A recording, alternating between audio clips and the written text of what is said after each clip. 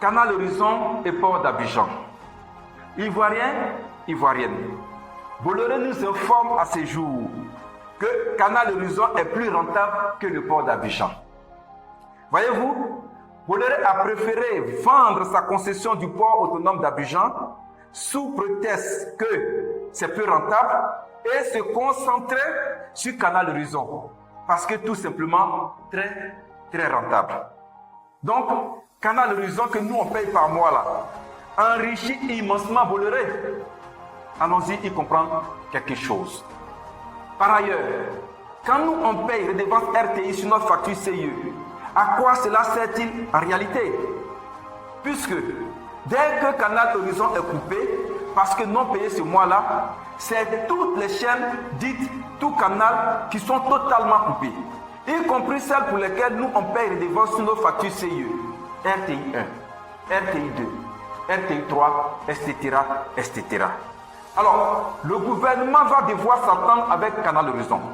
Soit c'est Canal Horizon qui reverse la redevance de la population au gouvernement, ou soit c'est le gouvernement qui demande à Canal Horizon de ne plus interrompre toutes les chaînes désormais lorsque, à défaut de paiement, tout canal sera coupé.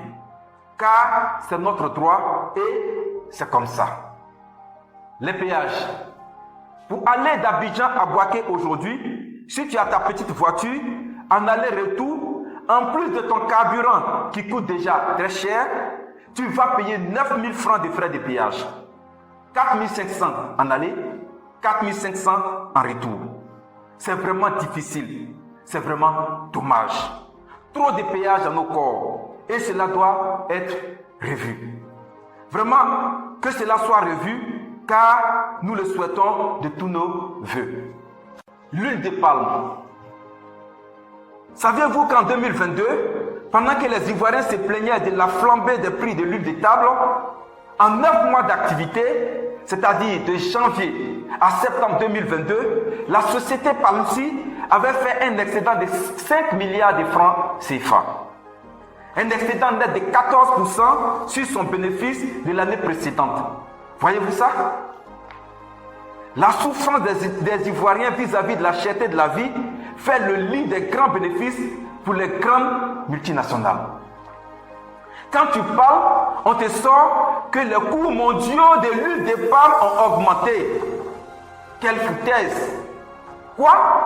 Dans notre propre pays, où le palmier pousse sur notre propre sol, où la graine tombe sur notre propre sol, où on fabrique l'huile sur notre propre sol, et où on distribue l'huile sur notre propre sol, et tenez-vous bien, on nous dit qu'on nous soumet aux prix internationaux. Difficile à comprendre.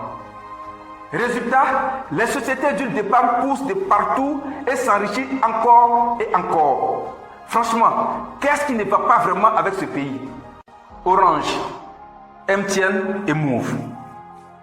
Moi, je ne savais pas que, à ce jour, Orange, MTN et Move, du moins pour ce qui concerne leur service mobile money, n'allaient pas fermer les portes s'ils faisaient les frais de transfert d'argent à 1%. Il fallait que Wave vienne pour que nous sachions que Orange, MTN et Move pouvaient se contenter de 1% des frais et se sentir plus mieux que jamais. Près de 9% d'excédent pour eux et près de 9% de souffrance pour le peuple, c'est vraiment pitoyable. L'électricité. Après l'annonce de l'augmentation à 10%, quand j'ai reçu ma première facture, j'ai cru que j'avais même perdu toute ma notion de calcul. Ou même que ma calculatrice ne sortait plus les vraies valeurs. Quand on dit 10% d'augmentation, si tu payais ta facture auparavant à 30 000 francs, tu vas payer maintenant 33 000 francs ou à la limite 35 000 francs. Voilà les 10%.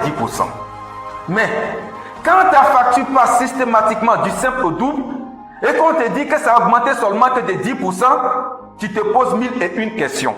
Vraiment, que se passe-t-il vraiment dans ce pays? Bon, il paraît que les gens là se sont ressaisis. Les factures sont revenues un peu à la baisse. Tant mieux. Mais qu'ils fassent attention avec cela, car plus rien ne sera plus jamais comme avant. Nous allons désormais non seulement surveiller tous les prix, Mais les augmentations abusives seront surveillées comme du lait sur le feu.